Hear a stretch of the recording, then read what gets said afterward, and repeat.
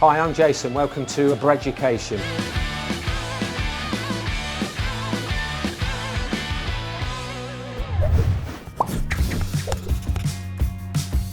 Hi, it's Jason. Welcome to Breaducation. This episode's all about a healthy slice of life.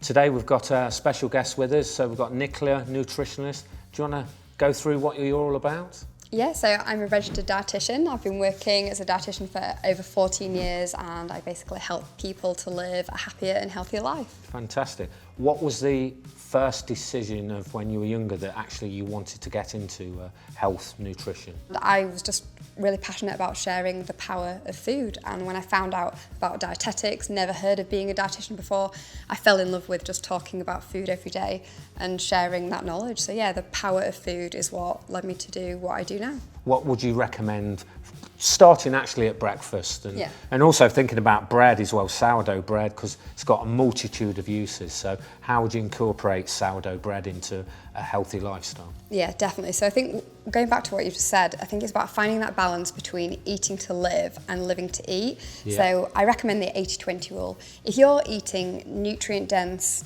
fairly healthy foods 80% of the time, the majority of the time, you can afford to indulge a little bit. But as you said, if people are indulging a little bit too much, that's when it might start to impact on things like mood and how they're feeling. I think in the morning, what you do first thing can really impact on how you feel later on in the day. So I definitely say to start off by hydrating yourself. Yeah. Ideally with water. I always say hydrate before you caffeinate. Yeah. Tea and coffee though, they do count towards your 8 glasses. Yeah, so the first drink I have when I get up, and that's I have a lemon water. So wow. That's all about hydration. So yeah, exactly. But then that's where it kind of then goes a bit AWOL, because I do like coffee as well. So and tea and coffee are fine to have. So around like say 4 cups a day of caffeinated beverages, ideally before 2-3 o'clock, so that it doesn't impact on your sleep. And then you mentioned sourdough bread. So with meals, I always say try and make sure that they're balanced. So make sure that you've got a carbohydrate, ideally a whole grain or something with some added seeds for some healthy fats and protein, and then an extra protein source, whether that's plant-based, for example, hummus, or it might be dairy, or it could be eggs, and then adding in a source of salad or vegetables, whether that's tomatoes or a little bit of rocket. So you're getting carbohydrates, protein, and fibre, and that will help to keep you feeling full and satisfied. Sounds good. So coming back to the bread, when you just said there about seeds and grains, that's a big part with Jason Sourdough.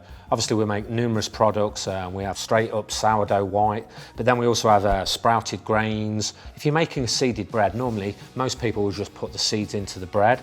And then when you digest them, I think basically how it goes in, you really struggle to get the benefits of the seeds and the grains. So what we like to do is actually soak all our seeds and grains in the sourdough culture, and we do some in water and honey and that.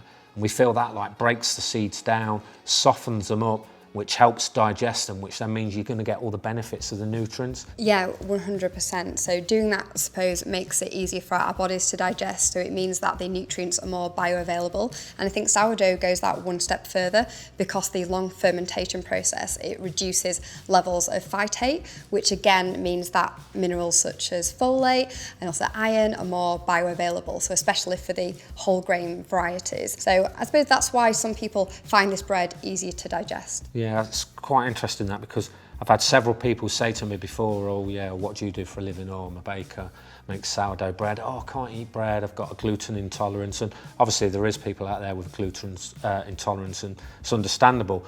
But actually, the people that have said to me, I said, well look, have you really tried sourdough bread? Because actually quite often it's high activated yeast breads that can cause problems. It's really hard to digest.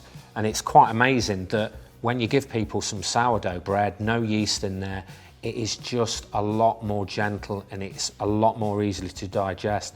And people come back to me and they go, oh my God, it's amazing.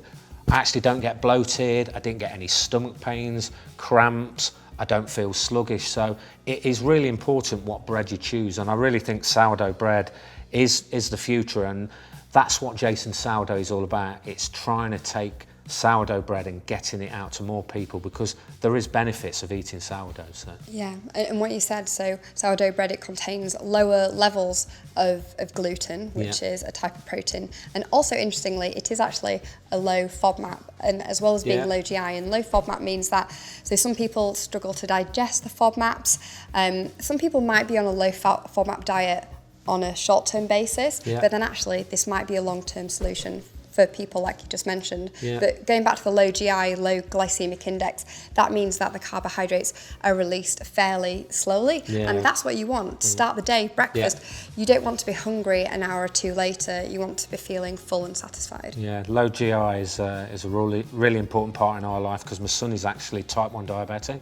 So he's had that from he's 20 years of age now. So over the years, you start to realise the effect that food has, and actually bread, to normal standard bread to sourdough bread and breads with seeds in, and how the effect of the glucose releasing into your body affects your blood glucose. So it's really important, not just for type 1 diabetes and diabetes, it's just general health, that if you can fuel your body with a longer sustainable level of glucose, it's really important.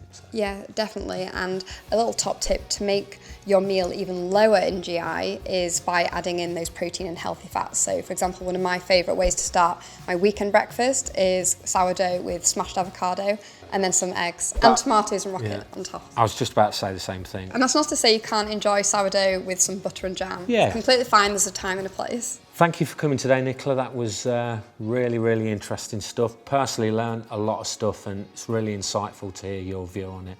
Like and subscribe. And hit that bell.